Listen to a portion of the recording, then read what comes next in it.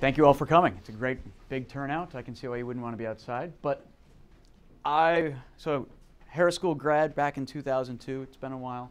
I don't get up here enough, but I do love this town, and my own research interests are usually about urban amenities, whether we're looking at these things as cultural, environmental, or more classical urban environment amenities. And so today I want to talk about historic architecture and historic buildings as an amenity. And anyone who's spent any time in Chicago knows it's an important part of the identity of this town. So historic preservation policies, more generally, there's lots of these local historic preservation regulations. Simply put, these are typically restrictions on property use. Sometimes they'll come with subsidies and some recognition as well. Arguably, these are not just a minor little bit of policy in the policy landscape. The National Register of Historic Places, the federal approach to all of this, has 80,000 listings and 1.4 million resources. There's over 2,000 local historic preservation commissions around the country. Chicago itself has 300 individual landmark buildings, 53 districts with upwards of 10,000, I think is the more recent number, different properties, which is a substantial share of the city of Chicago's properties, are tied up and regulated by historic preservation policies. And what I'm interested in, is sort of the first cut on this, is how do markets respond to all this historic preservation activity? Are there price effects? Do property prices move? And is this really about shifting supply or demand that's going on underneath? So the overview for my talk this afternoon is I want to look at the literature and come up with some better estimates on how to estimate these impacts on prices of historic preservation. But it's not just historic preservation policies. I want to look at sort of the existing historic quality that's out there. How does that affect property values? And then once we've sort of controlled for what's the historical quality at stake here, what about the regulations and what do those do? The regulations to preserve that quality, what does that do to price effects? And there's going to be lots of detail along the way for the next hour about Chicago's experience with historic preservation. And then I'm going to shift into a couple other themes that are very closely related. And one is looking at the determinants of official historic designation status. So why do we put things on the list and not put other things on the list? And I want to get some evidence about why we seem to be selecting some and forgetting about others. And then I want to end this with a sort of a preview of work I'm moving into now, which is looking at the supply side of sort of the supply of historical quality and in our built environment. Throughout all of this, there's a bit of a subtext I want to sort of prime you with a little bit. There's a bunch of themes at play here. I wonder if in all of this, if data analysis is even the right way or a useful way to go about something that's so intrinsically subjective. The Illinois courts and critics of historic preservation typically say that this whole thing is very subjective and vague, and maybe my empirical data quantitative analysis of all this isn't even the right way to go. Advocates throughout all of this have been emphasizing the demand side of historic preservation policy. So you regulate something, and somehow if prices are going up because of this, it's due to spiking demand locally. But maybe it's really more about restricting supply, which is strange. I think that most of the literature has overlooked the supply side of this story. And even more strange when you realize that most of these policies are specifically targeting the supply of this stuff, not targeting the demand. And in all of this, I think there's an interesting theme throughout it. Historically, there seems to be a role for the scholars in the academic journals in really advocating for historic preservation. And it makes me scratch my head and wonder if that tide is going to turn sometime soon. So more background, U.S. preservation policy, National Historic Preservation Act, in some ways kicked it all off in 1966. Since then, we've got the National Register, which the National Park Service runs, because that makes sense. We're looking at adding about 1,000 buildings to the register every year. Listing at the federal policy level, this listing is voluntary. There's no real oversight for private properties that are put on the list, so you get put on the list and you can not be terribly restricted in what you do with your property. You put public resources on the list, and in many cases, sort of the environmental impact study stage, you have to be sensitive to the reasons you get put on the National Register. And sometimes there's some financial incentives. There's a 20% investment income tax credit for income-producing properties that are on the National Register. There are some other things, and often their National Register status is linked to some local or state-level policies that say they kick in if your eligibility for those policies or qualifications depend on being on the National Register. There's lots of state-level preservation offices. Most states have some historic preservation office. Illinois has got its historic preservation office, whose mission is to go out and try to preserve historic things like parts of Chicago or old barns in the countryside. And there's lots, as I said, over 2,000 local landmark commissions around the country. So what are the economics literature, and it's not just the economics literature, but what are a lot of these economic studies, regardless of what literature they appear in, what does that have to say about these historic preservation policies? Most of the research done on this, that's published at least in English in the peer-reviewed press, is studies that are cited in the US, which, having presented work like this at conferences in Naples, Italy, and I put up some numbers about what the US is doing to preserve history, they don't get it. Because as far as they know, we haven't invented history here yet, right?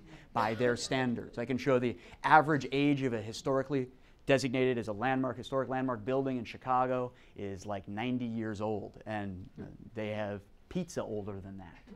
So history, at least, is a relative thing, and maybe just because we're not Western Europe or even Asia, it doesn't mean we don't get to study and think about historic preservation in the US. And most of this peer-reviewed literature is in the US. Most of it's looking at price effects. The dominant theme in the literature on historic preservation is trying to understand, what is this going to do to my property values, or what's it going to do to your property values? And most of this is what I then refer to as own effects. This is the effect on the building that gets designated on its own prices. Now, there's some of this literature starting to look at the spillover. So you designate a building, we look at the effect on its own price. Maybe we're interested in the effect of the prices on the neighboring properties that might not have been designated. Most of this literature is looking at local designations. Some of it looks at the federal designation, but most of it's at local designations. And an interesting part about this, there's a lot more of these studies coming down the pike. I know of at least 3 more that are going to be coming out in the next year and a half, done by some really good scholars on this. There's also an enormous literature out there of essentially agency-produced propaganda about how awesome historic preservation is for local economic development. Almost all of these state agencies and many of the local commissions commission these little studies that are typically terrible, but come out and produce really great rah-rah evidence about why we need to be doing more historic preservation. There are some exceptions. Terrible methodologically? Yes. Okay. The English, the writing is fine. It's the methods are junk. So there's some exceptions to this. It's not all about prices. There's some studies done. Coulson and Lychenko is a nice one, looking at demographic change, sort of gentrification that might follow from historic preservation. Some looking at impacts on property tax rate, or one did. One looked at, and this seems like a sort of an essential question. If you put in a historic preservation policy and you start designating properties, what does that do to the renovation and rehabilitation of those properties? Does it make it more or less likely? Does more or less investment go into it? There's been exactly one study that's looked at this. I think it's in Canada somewhere. Determinants of designation, there's been one, and I've done another study, so I have 2 studies on why we choose to protect what we protect. And then there's a handful of studies that look at not property price effects, but other ways of measuring the value of historic preservation using contingent valuation and survey approaches. So of the price studies, though, not even all of those are what we refer to as using hedonic price methods to look at this. It's a handful of studies, most of them are really early, that look at price effects by just saying the average price in this neighborhood for property is this, the average price in this neighborhood for property is this. This one has historic preservation, so we can attribute the difference. Pretty primitive stuff. Post-1980, there's a lot more sophisticated things. I count 26 published studies so far. Only 23 of them are peer-reviewed. About 3/4 of these things are looking at historic districts. I put a nice little distinction here, which shows up in Chicago context a bunch, between a historic district, where you take a neighborhood at some geographic boundary and label it a historic neighborhood, or you can say that specific building over there, or that cluster of 4 buildings, sort of individually designated landmarks. So Chicago does it both ways. From a data standpoint, most people end up looking at historic districts because you have more data for those. But most of these things are looking at historic districts. 19 of the 26 studies found some statistically significant and positive own effects. So prices of that property go up once you designate it. Usually in the order of 5 to 25% of the property value is going up. I mean, this is a huge bump to property value if it were true. About 8 of these things are showing insignificant effects, and about only 5 of these things found actually negative effects. Your property value goes down. And those 5 are primarily earlier studies, and then one I've done. 6 of the 9 studies in all of these that have looked at the spillover effects showed positive spillover effects. And interestingly, this is largely the argument that the advocates for preservation put forward. We're going to preserve this one property, and it might stink that they can't turn it into a Starbucks, but it's going to really help the neighborhood out. It's going to protect and conserve neighborhood identity and character. It's going to prevent the transition to some ugly transition you don't want. It's going to really help out neighboring property values. And the majority of the literature is actually looking at the effect on the property owners themselves of the designated properties and the effect on them, because politically maybe they're the more relevant constituency. They're going to be the ones fighting against designation if it turns out it hurts their property values. And so they find a bunch of literature that says it won't hurt your property values, it might help it a great deal, even though that is not really the reason we wanted to do this policy in the first place. We wanted you to carry some weight, protect your property for us for the sake of the neighbors. And it looks like for the neighbors' sake it looks pretty good too. Most of the evidence shows that there's a positive spillover effect on neighbors. I have some concerns with this literature by and large. There's a lot of spatial dependence in the data, which means we're going to have some of our straightforward statistical approaches that we use in these things aren't going to be appropriate. We can't go assuming that these observations are independently drawn from each other. The very nature of historic preservation is very contextual. These observations and prices there are very interdependent locally. And historic preservation fits right into this. And most of the studies, in fact, all but 2 of them, don't take this stuff into account. There's a lot of unobservables. We don't know a lot about these properties. We've got some data sets that say how many bedrooms and baths, but we don't know really much about the ornateness of the architecture. We don't know who designed it in many cases. We don't know whether it's been kept up. So there's some important unobservables here, but sort of omitted. We don't have good measures of historic quality by and large of those 26 studies. I'm the only one who's done one that actually has an objective sort of third-party measure of historic quality in there. They're using whether it's designated as a historic landmark or not as a proxy for the historic quality as well as for the effect of the policy, which are 2 very distinct concepts. And it's quite possible through all this we have sort of a reverse causality story. It's the more expensive properties that are getting designated in the first place, not they become more expensive once they get designated.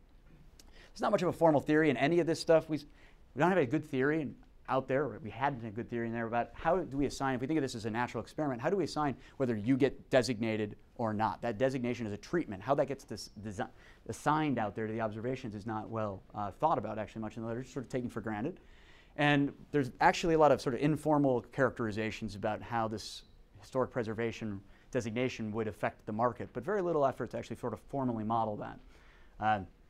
And my theme throughout this is there seems to be an inattention to the obvious question in this, and is this doing anything to the supply of the historic housing or building stock?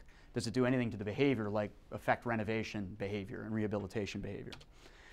So these concerns of mine aren't idle. I went and wrote a paper on this one, and then I wrote another paper on this one. I wrote 2 on this one, and I'm working on my 4th one on this one. And so I'm going to present the most recent one. I'm going to emphasize now. It's one about the assignment of treatment, and this is all probably endogenous, and try to solve this reverse causality story. And that's what I want to talk to you most about today. But I think once we get into this, we find that a lot of these concerns end up being more than just idle academic concerns. They make all the difference in the world to the estimates.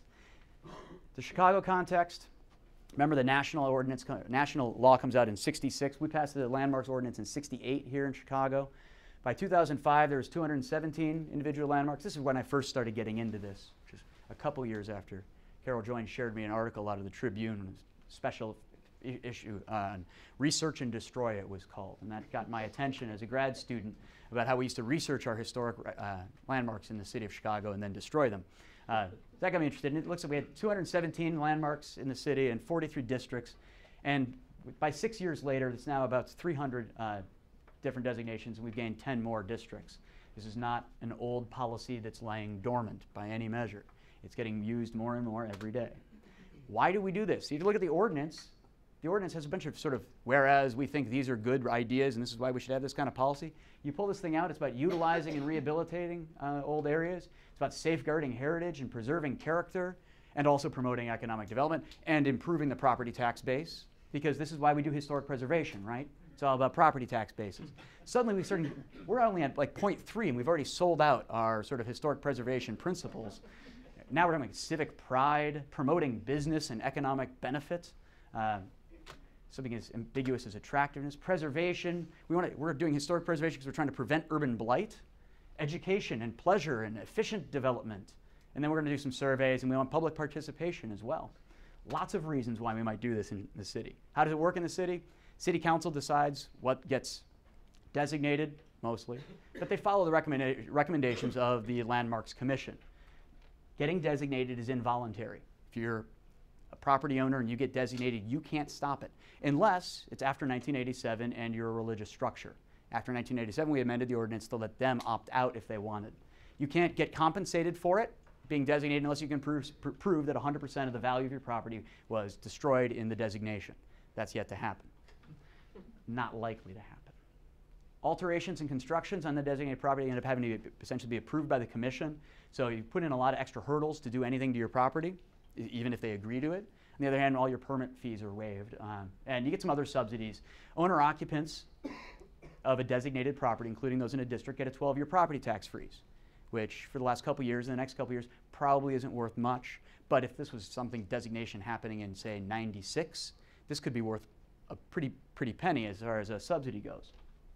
2009, after some nice court wrangling, many of you might have heard about, the Illinois Appellate Court ruled that the Chicago Landmarks Ordinance in 1968 is unconstitutionally vague.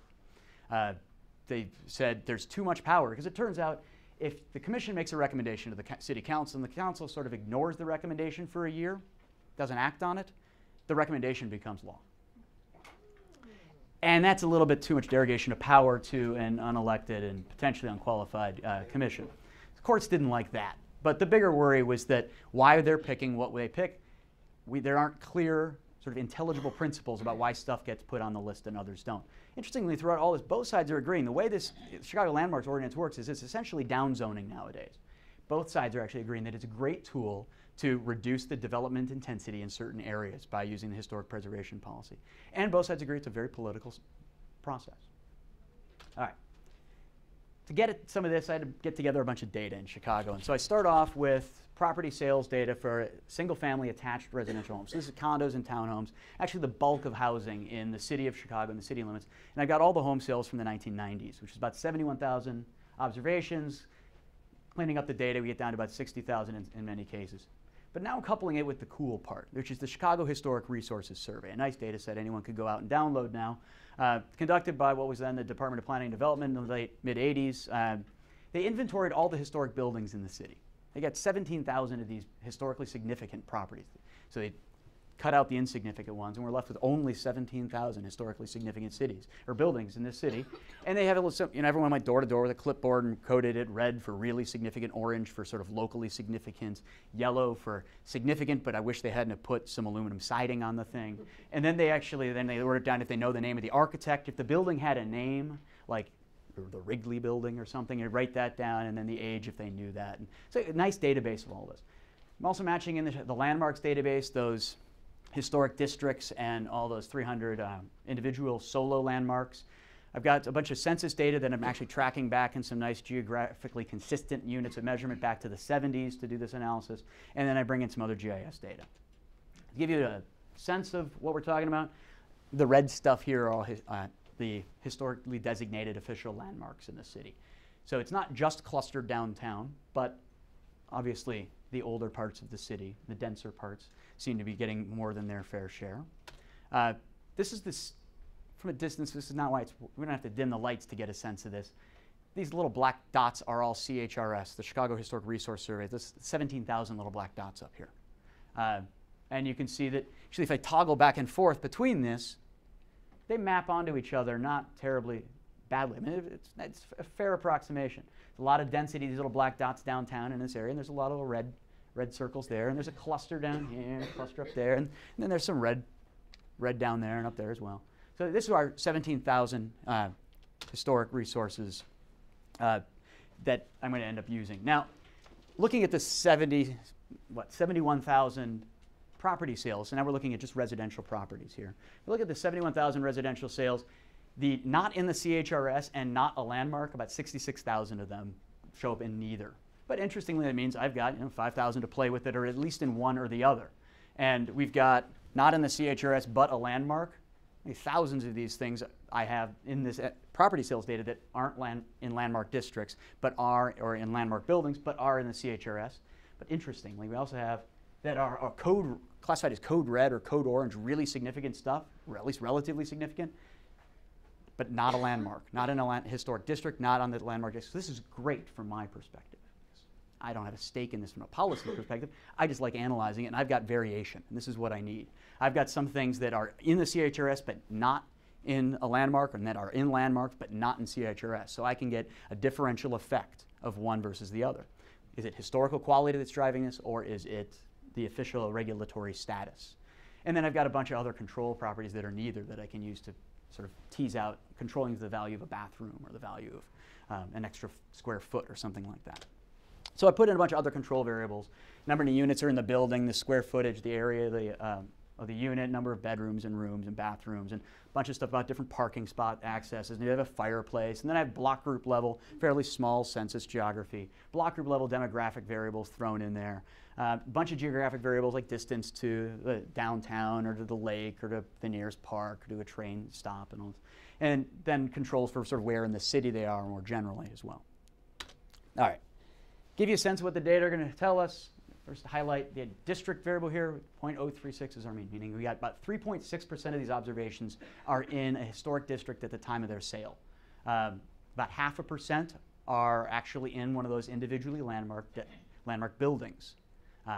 So pretty small, but given that we're looking at 60,000 sales here, we've got something to work with there in some cases. The number of landmarks that are in your block group, not counting whether or not your property itself is a landmark, on average you've got about 1/3 of a property in your block group that's an official landmark.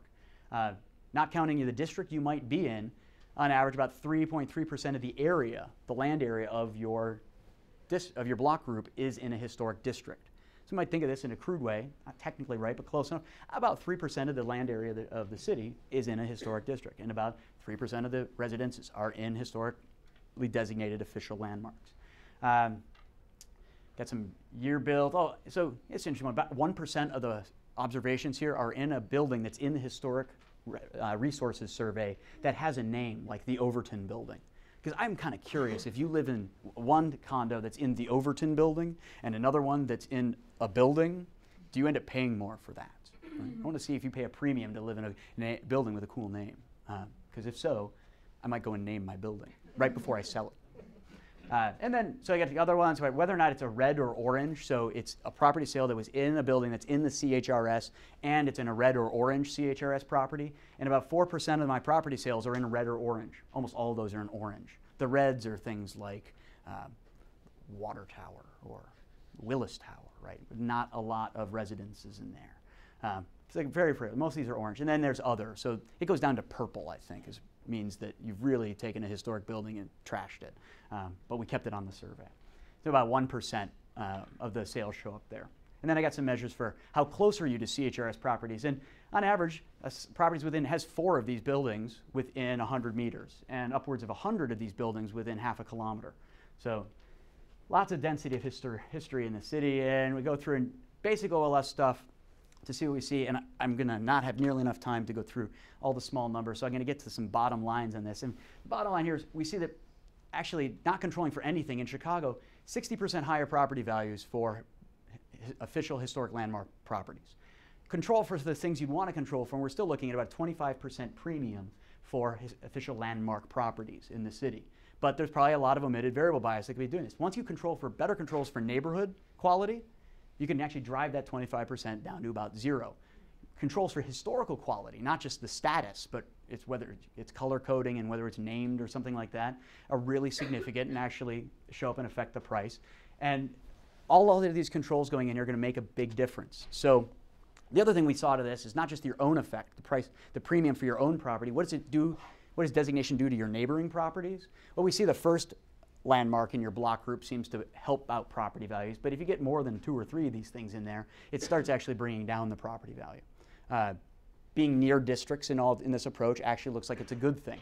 If locked in that neighborhood, they're not going to get a Starbucks, but I can enjoy being real near it and still have my conveniences I want. There's one story for this, but it turns out all this stuff is based on this really dubious assumption that the designation status you get sort of falls from the heavens. It's exogenous. It's just randomly not correlated with any problems we might have in here, and I don't buy it. So let's get through this one. We switch into a paper called the Making or Picking Winners paper. Because the question here is the Landmarks Commission making winners out of people who get designated, or are they actually just picking people who are already winning? And the simple sort of OLS approach says it looks like they're making winners. But once we start modeling the designation process, we start seeing that it could change. So how did designation occur? A bunch of different models for this. You might think that it just basically follows historic quality. High quality stuff gets designated. It's like the Landmarks Commission's a big museum curator and we all live in a giant living museum. And maybe there's a constraint on how long their lists can be, but they just go around and say, I want this, I want this, I want this. Another one is maybe they just followed that bullet point 4 and said, we're just trying to increase property tax base. Another model for how they might behave as designators. Maybe they listen to that public participation part and follow the median voter, or other interest group politics might follow in. We came up with a really simple model for our single commissioner, and we said that the commissioner cares about what the owner cares about, and they also care about what the neighbors care about, and the commissioner probably cares about the administrative cost of restricting property and having to maintain all of this. And we think, owners and the commissioner are probably going to refer less effort going into regulating all of this, and the neighbors probably prefer more. By and large, neighbors tend to care a lot about what their neighbors do, and they don't want them doing any more of it. So our first order conditions that come out of this simple model here basically says that the decision about how restrictive you want to be on property, for any one property, how much you want to regulate it, is going to depend on the disutility of the owner and the utility of additional regulations that the neighbors get, and then the disutility of the administering it in the first place. So there's sort of a balancing act. Not the math, the crude version of this is there's a balancing act that the commissioners are weighing in. How angry am I going to make the property owner by regulating them more, and how happy am I going to make the neighbors? And I'm going to balance this out, and I'm going to keep regulating until on the margins these things essentially offset, and I'm going to stop regulating at that point. Well, this leads to direct problems if you're ever trying to essentially predict price using a regulatory variable on the right, when whether or not the amount of regulation you pick depends on the impacts on price. Right? It's circular that way, and that's a bit of a problem. So then you do enough math and you can sometimes get out of problems, and it tells me in blue, bright blue fonts here, what I'm looking for is some parameter out there, some variable that predicts the amount of regulation that you're going to get for a given property, but doesn't in any way predict or affect what the value of that property is going to be. I need something that doesn't affect the value of that home, but does affect whether or not that home's likely to get designated. And it can't be anything about the historic quality of that home, because we're all pretty sure that's going to affect, positively or negatively, the value of that property. It's probably have something to do with the neighbors. Right? The neighbors, you might affect them. Designating in one area as opposed to another area might be more beneficial for the neighbors. In neither case is it going to affect the value of the property itself. It's all about the neighbor externality going on here. So we go into an instrumental variables approach that's going to build on that OLS stuff I was going to show you, but I'm going to now come up with a way to come up with a predicted value of whether or not you get put into a district that's controlling or purging out all that endogenous circular stuff, and I'm just doing the part of districting that comes from stuff that won't be affecting the price of the property itself. And so to get at that, I'm using an interaction term about a measure of the historical quality of that property or the historical quality of that property's neighborhood interacted with the 1970 owner occupancy rate in that area of that neighborhood of that property. Because places with higher owner occupancy rates are going to be the ones who are going to benefit from that subsidy, because it only applies, that 12-year tax break only applies to owner-occupied properties. Also, owner-occupied neighborhoods, as opposed to renter neighborhoods, might be more invested in this kind of stuff in the first place politically. Either way, I think that high owner occupancy places in areas that also have lots of history are going to be more likely to be designating those things in historic districts. Right? And this stuff shouldn't be affecting the sale price in 1997 once I've controlled for all kinds of other stuff as well. I'm going to do a model there. We're going to instrument for district. I'm also going to do another one where I'm going to use, I have another set that's red or orange as opposed to just any old CHRS property. I'm going to have two sets of these to sort of calibrate and see how sensitive all of this is to different instrument sets. And then I'm going to use all four and try one where I'm going to put in the district variable. I'm also going to instrument for the years since designation, because I'm curious about heterogeneous effects. Why should we care too much about the average effect of being in a district? These things aren't all the same. Maybe some are good, some are bad. And I'm curious to see if maybe the new ones are different than the old ones in terms of their impact on prices. So I end up using all four instruments for that model. And then maybe spatial neighborhood stuff is so important I need to be really worried. So I'm going to do one where I actually have building level fixed effects put in as opposed to block group level fixed effects. So now I'm getting only variation within a building. Some units in the building, remember these are condo, townhome, kind of high rises. Some were sold before it was turned in a landmark district. Some were sold afterwards. So controlling for whatever property of the historicness of that building, difference in prices there is really going to be about the status of that building, not its historical quality. So what happens, we take this unconditional 60% premium, you put in some good neighborhood controls, I can get that to drop to 5%, put in block group fixed effects, I can get it to drop to 0%, but the endogeneity problem is still there where prices might be determining or do seem to be determining designation status. So I do these instruments and they do seem to work very much so. We've got really strong first stage F statistics, things are working in the right direction, and we've got some nice J statistics for most of these things on the back end, so it doesn't look like we were putting in endogenous regressors in there. So this is looking good. Problem is there's tons of sensitivity, in part because once you start using 1970 owner occupancy rates interacted with something else, and you've got 3 endogenous variables in there, you're torturing your data so much that instability should be resulting, or you've probably got something fishy going on, and we find some instability here. And so depending on tweaking an instrument set with something else that seems equally plausible in theory, I can get some pretty wild changes in the results, which on the one hand makes me a little skeptical about all of this, but on the other hand, it makes me really skeptical about finding any effect in all of this. So if anyone wants to come out with great confidence that this is going to be improving your property values any, hasn't done enough work to find that it's really tough to say that. So what do we see? Skip through some of this stuff. We go to the bottom line instead of putting up numbers that are too small to read. Once I put in the instruments for this and purge the endogeneity of all of it, sort of the causal independent effect of being put into a district looks like our best models, it's going to drop property values about 12%, but there's a big confidence interval around that. It's only significant at the 10% level. Lots of noise here, but most of the models we get come up with negative results, negative price effects of being put into a district. One of them came up with a positive effect, but it didn't have good test statistics for the instrumentation. So at best, we're going to think this thing looks like it's going to be negative effects, but with lots of noise around it. That's the own effect of being put into a district. What about being near a district? You might get half the benefits of being in a district, but none of the costs of being regulated. Right? You might still be able to benefit from this.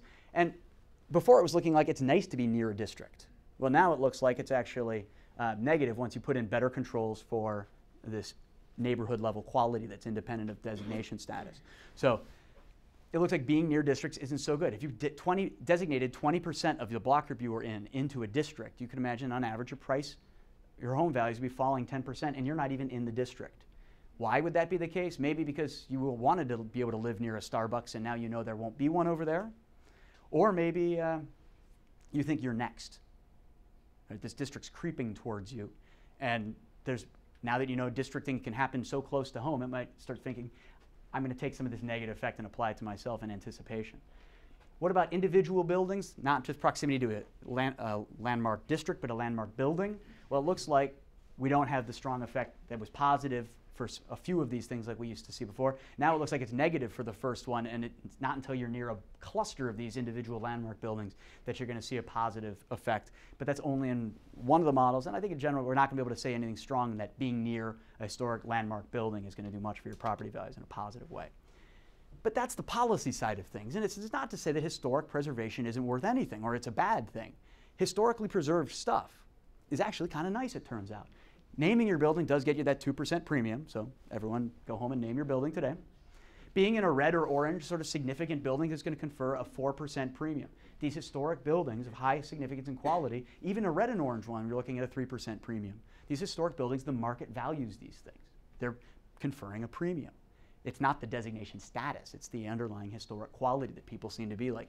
And it seems that people do care about being near historic buildings. It's a little complicated. It's not like they always like it. It depends on, they want to be a little close but not too close, and they wouldn't mind being a little complicated, but it does seem to consistently affect property prices.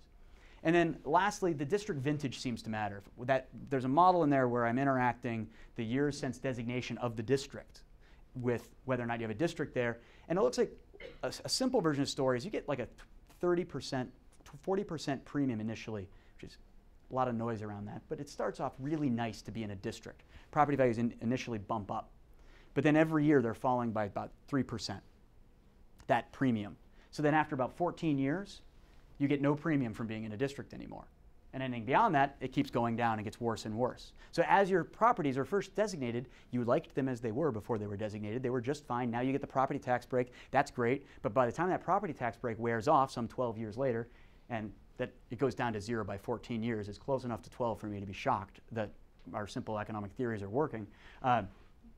This thing seems to evaporate. And then after that, now you're just stuck with an outmoded, out-of-date property that you really wish you had walk-in closets for, because you can't sell a condo that doesn't have walk-in closets after 1980. It's almost like, well, there's a law, but you're stuck with this thing, and by the time this is now a 30-year-old district and you're 30 years out of date, you're sitting on a seriously handicapped property that has a big discount. I'm wondering if you've looked at a place like Santa Fe where you have historic districts, but there's new construction in historic districts, but a conformity to an architectural vision right. that So the simple one is I haven't looked at Santa Fe. And that kind of policy is actually not terribly different than what we'd be even seeing in Chicago. So it's not as though you can't go and build new construction in a district. You just need to get permission. And in some cases, they might not even require that that conforms to the district. They're more worried about the conformity of renovations of existing structures. And if you were going to knock down a non-conforming building in a district and replace it with another non-conforming building in the district, that might be permissible by the commission. So it might not be too different. And at the end of this, I'm going to talk about some of the impact on new construction in these districts in a second. Yeah. Do the effects of the recession on the price effects, I mean, does this just hold steady and you're just looking at 10% decline across the board? I mean, I don't understand how you take into account the recession. Right, so this is looking, all these sales data are from the 90s, and I think it stops about 2001 is my data set. So the question still, it works just the same though, is it maybe in boom times, does all this still work the same? And we've got some time controls in here, and everything's been deflated using the CPI for Chicago housing. So any Chicago level sort of macro trends in housing prices are getting teased out. But there's actually a really interesting question that asked me in 3 years when I have the data from the last decade to see how does this stuff work in more turbulent property times. Because one of the arguments behind historic preservation is that it stabilizes the neighborhood. And one of the things we see actually is that the likelihood your property goes up for sale on the market, controlling for a bunch of stuff about the property, it's not any more or less likely if you're in a historic district. Or if you're near a historic property, you're not any more or less likely. That in and of itself is really interesting. It suggests that this sort of turnover and churn isn't being reduced by historic designation status. And on the one hand, that's kind of nice. It means that you're not really handcuffing the property owners from not being able to sell. On the other hand, that's actually one of the arguments behind doing this, is you're trying to handcuff property owners so they can't sell, because you don't want that churn in your neighborhood. You're trying to freeze your neighborhood so it never changes from when you moved in. Right? And it doesn't seem like that's working. But it would be interesting to come back and see if this stuff holds value better or worse post-2005. Yeah? Are you doing any work on any international comparisons, like say Paris, where the whole city, the whole inner city has been frozen, just frozen, and you can't build anything more than 4 stories. You can't touch a facade. You can't do anything. The city is basically a frozen museum, amber. right? No, I haven't. Internationally, Berlin and a couple places in Germany. But and it's going to be tough to do for a place like that because they don't have as cool a data as I do, because they don't have variation. If you freeze the entire city, that's terrible from my perspective. Or the entire center city. Yeah. But once there is no variation, I'm actually sort of at a loss. I need the variation to see differential effects. And so once it happens to everyone, it actually makes my life harder. So I'm going to probably avoid Paris. But there have been some stuff maybe for vacation. There have been a couple papers out of Germany and some big picture stuff out of the UK. But because they have very, in England and in, not so much in Spain, but England and Italy, they have, and France, they have really strong preservation laws. And they're not comprehensive in that they don't cover everybody and everything. I mean, there's a zillion 600 and 800-year-old villages. Right. They're a dime a dozen. But what becomes historically significant and what happens to prices because of that designation is, there is actually some interesting work on it. But I'm not sure that it's really comparable to this country. Right. For what we're dealing with. And this is another one. I'd love to know what goes on in Santa Fe, and I hope that this isn't what goes on there in a way. I'd like to think that there's a lot of variation in this, that just because you did one study and you showed a 20% whatever, that doesn't mean it's going to be 20% in the next town. I'd love to think that the historical context really is different around the line. So some bottom lines out of this, which, just to repeat, historical significance is valued by the market, but the Landmarks Commission, at least in Chicago, seems to be picking winners. It doesn't seem to be making winners. It might make them initially, but that fades fairly quickly. There's doubtful spillovers from being neighbors to these solo landmarks, and probably negative spillovers from being near a district. That might be a supply effect, and I need to get at that. But this is my segue into this issue that being put on the list, we know, is not random here. And actually, Mark Schuster turned me onto this one almost a decade ago with a lovely paper he did about list-based policies in historic preservation. and its paper title was something like "Making a List and Checking It Twice." But it begs some really interesting questions about why do we put some things on these lists and not others. Almost nothing was known, but getting systematic evidence about what are the actual empirical determinants. We might have criteria that we can put out there. There's 7 criteria for Chicago, and you have to hit 2 out of 7. But once you start throwing stuff up there like urban blight and attractiveness and economic development and property tax base, why some stuff gets put on the list and others is a really interesting question. And so I would set out to move past some of this rhetoric and see what actually does predict the Commission's choices. It's super important, not just for an academic exercise. New York City's Landmarks Ordinance went to the Supreme Court in '78 over the claim that it was ambiguous about what the criteria were. This is Chicago's recent, by the state courts here, ruled unconstitutional because of the vague criteria about what merits getting put on the list. They said words like value and important were too vague and gave no intelligible standard to property owners. There's also some controversy about who are the commissioners and what would make them qualified to be serving on this commission and assess this. So the question is sort of why preserve anything? And is something like this something that needs to be on this list yesterday, right? What was the effect of that 2009 ruling? It's had no effect. I mean, legally yet, because their ruling was they sent it back down to the trial court. So it's still percolating around, and everyone's operating under the, oh, it's fine. And since the suit was filed, we have added 7 districts. They landmarked last year a dozen new individual. So the commission actually has changed last year when they merged the planning and zoning department in with the economic development department. They dropped one of the commissioners, but they didn't change the criteria fundamentally. So there's lots of things we might think will affect the designation of a property, maybe the attributes of the property, old significant ones or highly visible ones or low opportunity cost of preservation. Attributes of the neighborhood probably matter a bit, maybe political power, maybe is it near other nearby landmarks, or is there a scarcity of local history, or is this just dime a dozen stuff? And then maybe macro conditions might matter. And so I went and modeled the probability of being put on the list subject to a bunch of these sort of building properties or neighborhood properties or more general properties. And this, what I'm going to show you are the bottom line results of a couple different approaches. One is looking at conditional on being in the CHRS, one of the 17,000 properties. What are the odds that that thing got put on the official list or not? Right? So conditional on being a historical building, which ones are likely to get selected for official designation? Then I want to look at that whole property sales database. So out of the 70,000 of these things, conditional on being residential property that got sold in the 90s, what are the odds that that got put on, that property was part of the official landmark list or in part of a district? So conditional on being a historic property, properties are more likely to be designated as historic buildings, the solo status one, if they're classified red, not orange. If they're in a named building, the Overton building is more likely to get designated than if it didn't have a name, and if it's older, of course. If it's in less historic neighborhoods, so surrounded by fewer CHRS properties. So a CHRS property that's sort of alone in an island is more likely to get designated as a solo individual landmark. And if it's surrounded by a bunch of younger housing stock, it's more likely to get put in an individual landmark. If it's in a neighborhood that has higher rents, more likely to get put in an individual landmark. Now, this switches it. What about likelihood of being put in a district? As opposed to the individual building, but in a district not being red, orange, or yellow. So the districts are gobbling up all these CHRS historic properties that aren't terribly significant, certainly at least individually. In older neighborhoods, and if they're older buildings and have a distinct architecture style to them, they're more likely to get gobbled up into a district. If they're in poorer neighborhoods, if they're in more historical neighborhoods, meaning surrounded and clustered by more CHRS properties, older housing stock, and far away from other individual landmark buildings.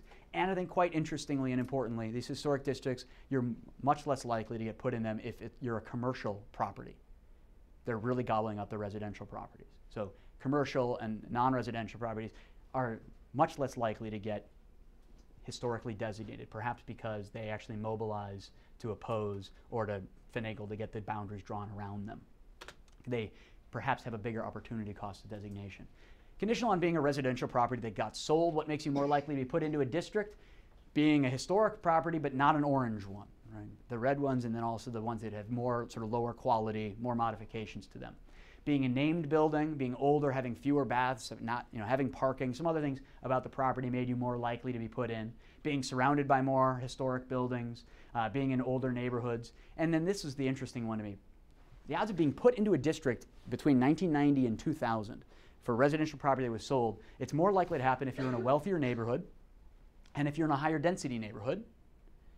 And it's more likely to happen if the income in your neighborhood is going down relative to other neighborhoods, so really going up more slowly over the 90s, and if the density is going up faster than other comparable neighborhoods. So what we see is it's the wealthier neighborhoods that are probably having converging income. They're not having as fast of an income growth rate as some of the more middle and lower class neighborhoods. The high rent neighborhoods, high income neighborhoods are more likely to be getting these things as their sort of trajectory is flattening out and as they're sort of locking down in that neighborhood. And this is where the downzoning story comes straight in. And they're worried about the increasing density coming along. So historical significance does seem to predict designation, but maybe not that much. Red or orange properties seem to have already been picked over and added to the list, so they're not doing much to predict now. Standout properties in newer neighborhoods are more likely to receive the solo designation, but properties in older districts or older neighborhoods are more likely to get districted. Kind of makes some sense. It gives me some hope that this isn't just weird number crunching. And it seems that individual landmark designation and district designation are substitutes. One's crowding out the other one. But designation depends on a lot more than historical quality. Historical quality explains maybe 30% of observable historical quality is explaining maybe 30% of putting on lists or not. Age, popularity, construction, geography, the surrounding housing stock, demographics, and presence of other landmarks are really explaining most of what goes on about what puts things on the list and what doesn't. All right, in Chicago, we can see it looks like named buildings in high rent neighborhoods are going to get designations, and districts are showing up in recently booming neighborhoods as people try to close the door behind them. All right, so then the supply question for this last little bit. When I think about these historic preservation policies, I found it weird that people spent so much time, the literature spent so much time looking at price effects, because price effects aren't even the immediate story here. We would expect, why do we do historic preservation? It's not to promote property values. It should be to preserve history. And why are we doing this? It's probably, we worry about the supply of history. We either want more of it or we just don't want less of it. We're trying to lock it in. Historic preservation policies generally shouldn't, as a first order condition, be creating, first order effect, shouldn't be creating history. They should be locking in what we already had, which means someone already created this in absence of the policy. There was already some incentive to create this. What does this do to those existing incentives? Does this give people the incentive to do more or less of it? So some obvious hypotheses that I think would be interesting in this literature, and I'm going to go after some of these sort of next, is that you might hypothesize once designated historic quality is non-declining. Right? So this thing does sort of no harm to the inventory and the amount of historical quality that's out there. I don't think this has been tested. I don't think any of these have been tested. Designating properties, their designated properties end up maintaining their historic quality better over time than they otherwise would if they weren't designated. That would seem sort of first order, this is what this policy is trying to do. I've seen no evidence in a systematic way of this. You can get lots of anecdotal stuff, but no evidence that that's actually true. Use of the policy promotes the creation of more historic quality. Most of the economics I know would say that this is very likely to be rejected and that it should have the exact opposite effect. And we'll see why in a second if you don't see that one already. And designations should shift the location of development. So maybe from inside the district to just outside. And that's the one I want to go after today, probably because it's most easy. But a little story about a restaurant here. It's a Twin Teepees restaurant. You can see the sign and a lot of rubble. But before I tell that story, in biodiversity preservation, which actually isn't too far from historic preservation, and at least they have the word preservation in them, they're trying to preserve things, and the main policy tool we have in the U.S. is the Endangered Species Act, which, curiously enough, is a list of species. And its main function works to say, if you have something on this list in your property, you kind of just lost control of your property, and now you have to maintain the habitat indefinitely to keep this thing alive. You're stuck being a babysitter. And this leads to what the economists would immediately see, well, this gives you an incentive to do what they call shoot, shovel, and shut up. Right? You find the red cockaded woodpecker in your backyard, get the shovel, bury it, and you probably should chop down that tree too in case his friend comes back. And the literature shows that this actually is what happened. That woodland owners in areas that were at risk of getting red-cockaded habitat there, harvest their trees much faster than ones who aren't in that habitat zone. This thing has the effect of reducing not just the shot species in this sort of funny alliterative thing, but reducing species habitat. Our historic preservation policy, or biodiversity preservation policy, literally backfires in terms of habitat creation, but most of the good studies have shown being put on the endangered species list is terrible for that species. It's not a good outcome. Not to say I'm sure it's a wonderful policy, we should all support it, but it's got terrible outcomes if you like saving species. Now, that makes me wonder, what about historic preservation policies? Might the same story be going on here? And so we have a little anecdotal evidence. There's a restaurant of vernacular architecture, meaning tacky, I think, out in Seattle, Twin Teepees restaurant.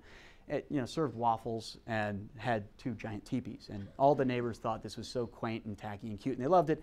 And a building fire came through around 2002, I think, and they couldn't renovate it and get it up to code without basically, waffles wouldn't pay for the renovations to get this thing up to code. So they wanted to go condo with it. It's in a lovely neighborhood anyway. The neighbors caught wind of this plan to go condo and said, we should put this thing on the local historic landmark list and make it so they can't go condo with this. They woke up the next morning and saw this. Demolished building with no permit to demolish the building. So the owner paid the $500 fine gladly, and now there's condos there, which are having a tough time selling because they went up about 2006, 2007. So I don't know how the hotcakes would have been selling in 2008, but this kind of story, there's lots of these stories out there about the sort of equivalent of shoot, shovel, and shut up for historic properties. And there's been evidence that sort of more sort of less exciting versions of the story. So there's good evidence that the idea that you might have sort of zoning come in or growth boundaries come in affects property owners and causes them to preemptively redevelop, sort of redevelop sooner than they'd want. And this gets me curious about whether this might be happening for historic properties. And first time I came up to Chicago to talk about historic preservation, like the week before I got up there, the Dexter building caught fire. Some of you guys might remember this thing. It shut down the Brown line for a bit. Right through here, it's a little south of the building, a little big fire. This fire was caused by like an acetylene torch in the basement, falling over, catching fire, burning the building. Now, why was this torch and incendiary stuff in the basement? Because they were cutting up scrap metal. This building was hollowed out over the last 8 years by the owner. They're just cutting out the inside of it and selling the scrap metal to make money because the building has no functional economic use right now as is. And so they were trying to sort of salvage what they could out of it. And just the mere act of salvaging, gutting the thing slowly over time actually put them at greater risk for a building fire that the owners were probably really thankful for. Because now they aren't stuck with this expensive dead property. This was on one of the 296, at the time, 217 landmarks in the city. I'm curious if this happens a lot, or if this is just a weird isolated incident that maybe I'm reading too much into. So that was my next step. I wanted to see whether or not the sort of designation status, or the likelihood of designation status, affected the likelihood of a building fire, really sort of the shoot, shovel, and shut up equivalent. And to get at this, I also wanted to look, before getting into that, I also want to look at how the portfolio of the building stock changes before and after designation. Are there fewer new buildings, or maybe the older ones are sort of more durable? They don't get demolished and replaced as fast. Are we dislocating new construction to adjacent or other areas? And are we essentially just restricting supply so there's no net growth in these areas? So curious about this, and here's some very preliminary findings, which we'll end on. I got a hold of some building fire data, which isn't particularly good, from the Neighborhood Early Warning System database, which had basically all properties in the city that had a fire in a couple year range. So there was about 3,900 addresses that come down. I mapped that onto the map with the CHRS and landmarks, and I need to spend more time on this. I got zero overlap with either of these things, which either is true or a geocoding error that I need to work on. But it doesn't look terribly promising that these old buildings or sort of designated buildings are more flammable. If anything, they're impervious to flame, at least in those 2 years. If you look at how many of these things showed up in landmark districts, less than about 0.6% of the 3,900 fires occurred in landmark districts. And if you go back to 14,000 slides ago, we're looking about 3% of those residential property sales were in historic landmark districts. This is much less than 3%. 12 out of the 36 districts at the time had at least one fire in them, but that's probably even less than average, well, certainly less than average, and probably significantly so. And if you look at fire density, the number of fires divided by the number of housing units in a block group, it's not significantly greater in block groups that have landmark districts in them. If anything, it's significantly less. And most of those landmark districts, most of those block groups with landmark districts in them, those landmark districts are relatively small. The fires were actually outside of the district itself. So it doesn't look like the fire story. It gives me my bad pun of a smoking gun. So I moved on to the portfolio housing stock more generally. And here's a bunch of numbers with some t-tests on the right. So this is some basic stuff, but sometimes that's all you're going to need. So I'm looking really at 4 variables about housing stock in a block group. The percent that was new, meaning built in the last year. Right? So the percent of the housing units that were built in the last year, the percent that were pre-war, 1939 and earlier. So percent of old buildings, percent new buildings, the median year of the building housing stock, and the number of housing units in that block group. So looking at the year 2000 census data for block groups that had a district in them, and that district was designated sometime in the 90s. So in the last decade, you got a district put into your block group that was, and what happens? Well, look at the block groups that had no designated district and those that had a designated district, and you're looking about, there are actually more new buildings in the block groups that have designated districts, significantly so. And those block groups that have districts in them are actually a bit newer on average. And they're a lot more dense. There's a lot more housing units in them. So now we see our districts are going kind of like that map with the reds up there. We're showing you higher density neighborhoods, but actually with more new construction, new housing in them, and on average newer. And if you look at the trends in those same block groups that were designated in the 90s and those that weren't, we actually see there's not much difference in trends in those variables during the 90s. So not immediately thinking you put one of these things and the percent old suddenly goes up over time. Not seeing a big story there. It looks mostly identical. If we look at the block groups that had districts put in them that were districts that were designated into them in the 80s, we see that there's no actual difference. They're not significantly more populous. They're not actually more old buildings or more new buildings. They look pretty similar, but they were going through different trends in the 80s. In this case, they're actually gaining, but they were losing, depending on when we look at it, they were gaining new construction more slowly. They had a decline in the relative new construction there. But I'm not sure that the 80s, there aren't that many districts in the 80s, many in the 90s, and most of them were in the 70s. So I want to look at the really old ones. So for the properties that were designated in the 70s, we'll look at what happens to the percent new, or how do you compare the percent new circa 1980 in the districts or the block groups that had a district that was designated in the 70s versus those that didn't. And circa 1980, you see, they actually still have more new construction. Same amount of old construction. They look about the same in age, and they're more dense still. That theme doesn't go away. More housing units. Well, those same designated in the 70s, but what are they like in the 90s? Some 15, 20 years later. Now what do they look like? Well, they still have more new, greater share of new construction, but now they've actually got a greater share of old construction. So maybe this old construction does appear to be a bit, at least relatively more durable now that it's in a historically designated area. And if anything, notice this thing goes up, the number of housing units go up, and this one actually goes down in sort of that control group. That sort of Santa Fe story, which I couldn't get to fast enough, she left. It looks like this is not stopping new construction from going in, at least to the neighborhoods, the block groups that have these districts. And then what about these things by the year 2000? Well, they still have more new construction, but now they have a bunch more old construction as well. And they still look newer, and there's still being new stuff going in. So it seems like these things are drawing in new supply of housing, and at the same time the old stuff's fading away more slowly. But also, remember, this was 0.54, so 54% of the construction was pre-1939. 20 years later, 42%, it's fallen. It's not like they've stopped these old buildings from disappearing. They're still disappearing, but they are disappearing more slowly than that sort of control group. So I did run a difference in difference model and all this, where I'm really trying to predict the trends in one of those sort of housing stock variables. And I do try this where I throw in a bunch of control variables, 1970s level demographics and housing stock characteristics and the amount of extant historic properties that are there. And the results come in for the 1990s designations on these districts that we don't see any significant effects on any of the percent new homes, percent old homes, total homes, and median year. There's not much going on because of districts, at least for stuff that was designated in the 90s. The action might have all been coming out from stuff that's 20, 30 years old, because it takes a while to observe an effect of this policy, because it doesn't really kick in until your stuff starts getting out of date and you wish you could change it. The one thing that did show up as significant was the percent of pre-war, 1939 and earlier, percent of pre-war homes that were lost actually does seem to go way up once we do all those other controls. As in, block groups that have a district put into them in the 90s actually end up have a huge increase in the amount of lost pre-war homes immediately. And I'm not sure if I'm going to buy that result yet. So in sum, I'll finish up. We can have whatever time's left for some questions or general discussion on this.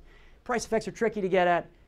Designation determinants are really contextual, which is why we're going to, if we take this on the road to Italy or wherever, we're going to see some really different stuff, I hope. Seems at least in Chicago, we're mostly picking winners, and we're only making them via the subsidy, which is probably a good thing, because if our subsidies didn't make you into a winner, you get kind of depressed about your policy tools. And fires don't seem to be drawn to landmarks or historic resources in the city. Designations don't seem to have much new effect on new construction or demolitions, except maybe back to the 1970s stuff, and maybe block groups with recent districts. This might be true, this last bullet point, that they have a 50% higher loss of the pre-war housing. But I'm not too sure on this one yet. All right, so thank you. This is just a detail, on the, there's the Old Town, the Golden Square in Old Town, and it's a facade thing. It's these firemen cottages, and nobody would live in them today. But you could maintain the facade, you maintain right. 3 walls, and then you got the whole thing and expand it, and you have a wonderful new residence. So, you know, how about the degree of control? Yeah, this is a data headache, because that either requires going back to the designation minutes of the meeting and the actual proposals and finding what parts of whatever were actually put into it for individual landmark buildings. And that kind of data set requires lots of labor. The other one is like historic districts. When you go to get, hey, I want to put in a new bathroom, put in a deck, you have to get, file your permit, and they might just say, it's not affecting the facade, go crazy, do whatever you want. So they might not regulate it. One of the earlier studies on this stuff that's actually interesting is looking at the historic preservation easements you can put in off the federal rules. So if federal rules, the 1966 Act say you can actually essentially sell the rights to do anything to your facade. And if you can sell it to a historic preservation agency, and they'll own the rights to mess with your facade, you get a tax break for maintaining that facade preserved. No, they get the right to not mess with your facade. Right. Yeah, sorry. An important distinction. Misspeaking, yes. So those things have been shown that those properties that have those easements sold out on the facades do sell at a discount, because the owners realize they get stuck with not being able to do what they want with the property, but and not a terribly small one, but not a grotesquely large one. But and those easement policies are another really interesting one to look at, and that's right out of the federal rules. Really emphasize that. I have a question, but I'd rather students, if somebody doesn't ask a question. Right? Think of your question while I answer. I'll shoot. It seems like if you step back from this and look at a more macro level, you've got these very conflicting forces. You have people who don't, just citizens living in the city, who understand, they understand a little bit about a lot of things. They understand a little bit about this, and they assume a lot of things. Right. They assume landmark designation actually protects the building, and it does not. Right. Say, for instance, and that there would be big punitive fines for contravening those rules. There are not. Right. As you pointed out by the demolished twin teepees. The people that care about it think that they're doing this good civic thing to protect right. some sense of continuity and history in a city that has some intrinsic value for everyone if they do that. Right. That isn't what's happening on the commission at all. The people, the way it's appointed from city appointees, and then the people like some friends of mine who've been the heads of the Chicago Commission, appointed by the mayor as heads. I know these people. One just built a 45-story tower and a large parking lot. But he also saved the Bloomingdale's building, the Medina Temple, and the Tree Studios. because he actually personally thought they were important, but he made a lot of money doing it. So you've got these lots and lots of different motivations and lots of things that are under the radar as motivations and lots of different political agendas. And it isn't at all clear, and it's amazing that anything productive happens over a long period of time, given the clash of those different imperatives. Right, there's sort of these big forces come in, and in a way they just, to the people who are paying attention, there's a big explosion, and then nothing ends up, the dust settles. It sounded like a statement, but it was a question. Yeah, whether that is actually the data here support that story. The results support that story, I think, where really the effects we're seeing are a lot smaller or not stable or significant enough to even justify all the heat that goes on about this. It's really little. That's it. It's interesting because people are pulling out studies and bad numbers because they're going to political war over these things. And maybe the big picture truth of what goes on is there are some important things at stake, but as long as both sides are fully mobilized, then we get what we get, which is tons of earnestness. Yes. People are just deeply earnest. And there's a bunch of quirkiness about the people, the commissioner who happens to like this but not that, and then that's what dictates what happens. I also think there's an interesting, we might be going down a bit of a wrong path still by really focusing on property values exclusively. Because this idea that we're trying to get continuity to the past for the sake of the city identity and all this, you might value that stuff even though you're a renter, maybe not a bad example, maybe because you don't live there, but you live in a different neighborhood, but you still like that that's going on. This won't capture that. There's other methods for it. Yeah. I'm not a student, but I am a preservationist, and I could not agree more with what the previous speaker said, and it's even worse than that. Landmarking is entirely dependent on building codes and zoning, and both of those systems are absolutely unfeasible in Chicago at the moment because of politics. There really is no zoning, therefore there can be no planning, and building codes for economic reasons, but also for political reasons, are not enforced. They're enforced selectively. So I don't even know that we could tell, at least from Chicago, what landmarking might look like. And we certainly, based on what we've done, this is not landmarking. This is one of the biggest programs in the country, and that's an interesting thing to think it's a big nothing. Another part that comes out of this that I think is worth emphasizing is that we get caught up in historic preservation and equating that with landmarking, as though they are one and the same, and this is our only tool. And the reality is, Chicago, if we have a non-landmarking ordinance, has a ton of history. It's actually got a lot of history that's being preserved as we speak, maybe even despite the policy. And we don't spend much time appreciating all the things that go into the creation of history. And you make a policy now, we're talking about creating history 50, 100, 200 years. What are we doing now that's going to be the history in the future we want to create? That kind of stuff, it goes way beyond landmarking.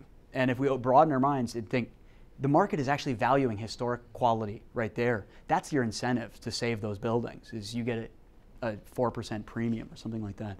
I think there's still some lessons in here that is some substance. Three little things that might have been unclear to people. The 12-year property tax freeze is not automatic. You don't get it because you're landmarked.